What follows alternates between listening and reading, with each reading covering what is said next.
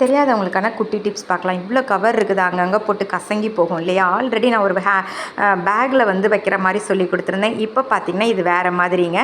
இதையும் நீங்கள் ட்ரை பண்ணி பாருங்கள். கவரை இந்த மாதிரி நல்லா மடிச்சுக்கோங்க. கை பிடிக்கிற இடத்துக்கிட்ட கவரோட அடிபாகத்தை, அடுத்த கவரோட அடிபாகத்தை அதுக்குள்ளே வச்சு மடித்து வச்சுருங்க. ட்ரெயின் மாதிரி எவ்வளோ கவர் இருக்கோ அவ்வளோத்தையும் மடித்து இந்த மாதிரி ட்ரை பண்ணி வச்சுக்கோங்க. நான் வந்து ஸ்வீட் பாக்ஸு இல்லைனா யூஸ் அண்ட் த்ரோ பாக்ஸில் வைக்கிறதுக்கு உங்களுக்கு சொல்லித்தரேங்க. பேக் இல்லாதவங்க இந்த மாதிரி கூட வச்சுக்கலாம். நல்லா அழகாக சின்ன இந்த கவரை வந்து பொடிசாக மடித்து வச்சுக்கோங்க. மடிச்சுட்டு ஒரு யூஸ் அண்ட் த்ரோ பாக்ஸ்க்குள்ளே அழகாக வச்சுருங்க.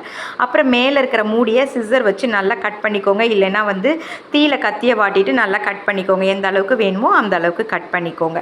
கட் பண்ணதுக்கப்புறமா நீங்கள் வந்து அது கவரோட அந்த கைப்பகுதியில் இருக்கும் இல்லையா, கையில் பிடிச்சிட்டு போகிற பகுதியை, அதை அது மேலே லைட்டாக இழுத்து விட்டுக்கோங்க. அப்படியே ஒன்று ஒன்றா உங்களுக்கு எத்தனை கவர் வேணுமோ அப்படியே வந்துக்கிட்டே இருக்குங்க.